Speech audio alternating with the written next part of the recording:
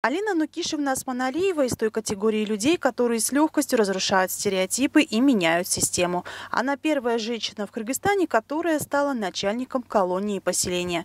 Путь до этой должности был долгим. Сначала был период работы с рудыми подростками в детской комнате милиции, потом отдача себя семье и параллельная работа бухгалтером в МВД, и уже потом служба исполнения наказания. Именно в этой колонии поселения начиналось со старшего инспектора спецчасти, потом начальник отряда, а потом замначальник колонии, а потом начальник колонии. Алина Нукишевна истинно убеждена, цель государственной службы исполнения наказания не наказать человека, не изолировать его от общества, а исправить и наоборот вернуть в мир людей. У нас была справедливость. Я всегда ребятам говорила, личному составу, в первую очередь, смотрите, перед вами стоит человек, находите подход к нему. Не надо что-то с него выбивать или говорить, что он все у него. Надо, наоборот, дать человеку понять, что у него, чтобы он вставал на путь исправления. Такое отношение к осужденным, умение видеть в каждом из них не преступника, а прежде всего человека, дало свои плоды. Дисциплина в колонии поселения, которой руководила Алина Нукишевна, была железная и совсем не из-за строгости персонала. Люди на человеческое отношение, как правило, отвечают человеческим поведением. И у нас уменьшился побег. Осужденные от нас уходили только на условно-досрочно. Значит, или же полностью у них заканчивался срок, они уходили. Ну, в любом случае, наша колония была одна из передовых, колония поселения 36. В советские времена система исполнения наказания была немного иной, нежели та, которая сформировалась в Кыргызстане за годы независимости. Самое главное отличие – была уничтожена платформа для исправления человека, для его невозврата в преступный мир.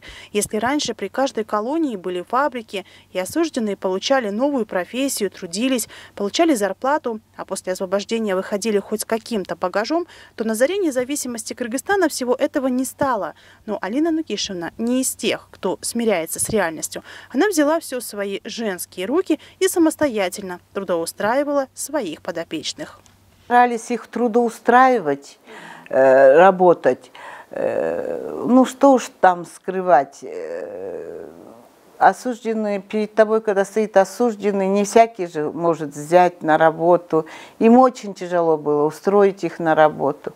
Но я старалась. Я работала в основном с частными предприятиями, с руководителем. Просила их, чтобы они их брали на работу, трудоустраивала их. Ну, как-то вот сами создавали, на полях работали, брали в аренду, выращивали. Ну, чтобы только он был загружен чем-то. Вот. Ну, а тяжело было, конечно. Почему? Потому что устроить так сейчас, как говорится, очень тяжело. Сейчас нет уже ни заводов, ничего. Если раньше каждая колония была прикреплена к заводу какому-то, и уже там этот осужденный работал, и действительно с него и деньги шли ему, и все. А вот в наше время уже, когда все уже как бы нету ни заводов, ни фабрик, приходилось нам самим их трудоустраивать.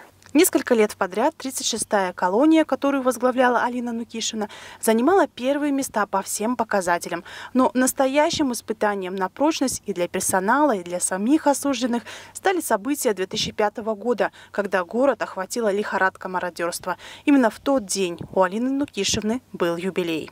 Я собрала осужденных, личный состав и говорю, у меня вот такой юбилей, с вас подарок мне. Никто не выходит из колонии поселений, все находитесь в колонии, вот этот подарок мне.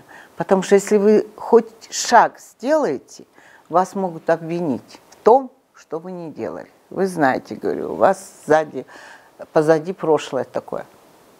Ну вот ваш подарок. И что вы думаете? Мой личный состав полностью там, в этой колонии, вот это Пафутчика, 36 колония наша была. все это, ну, естественно, там гости, тут я им звоню, как вы там, все нормально, нормально, не переживайте, нормально, не переживайте. Тут начался ночью бунт, ограбление, мародерство. Естественно, я сразу же там кое-как провела, бегу в колонию, тишина, все мои осуждены, как никогда, все по комнатам спокойно спят. Я такая довольная. На пенсию Алина Нукишевна ушла в звании подполковника. Сейчас она состоит в Совете ветеранов системы исполнения наказания. Многие из осужденных, с которыми работала Алина Нукишевна, продолжают с ней общение. Когда человек встает на путь исправления, ты находишь, значит, результат своего труда. Потому что воспитываешь, вкладываешь в него. И наша цель, конечно, в системе государственной службы исполнения наказания и исполнять наказание, и тем не менее воспитать так, чтобы этот человек больше на этот путь не вставал. В жизни Алины Нукишевны важное место всегда занимала не только работа. Она мать 4 детей. Времени хватало и на службу, и на семью. Свою роль в карьере Алины Нукишевны сыграла поддержка и понимание со стороны мужа. У нас в семье работали в органах 3 взрослых, и семья, и все дети, внуки привыкли, что мы работаем в этих правоохранительных органах. И понимали друг друга, ну, так подсказывали друг другу и так далее. А то, чтобы там не сделано, то это всегда... Домашняя работа никогда не закончится. Хоть 24 часа работай. Можно, как говорят, совершенству нет предела. Можно и 24 наводить порядок, можно и за 2 часа сделать и спокойно. Из-за этого я думаю, что не стоит тратить нервы и ругать детей или ругаться между собой, что что-то там не сделали. Ну, не сделали, не сделали. Потом сделаем еще лучше. Работа, требующая твердости характера, никак не сказалась на воспитании детей. Алина Нукишевна чрезмерно строгой мамой никогда не была, а для внуков и вовсе самая добрая бабушка. У меня бабушка хорошая.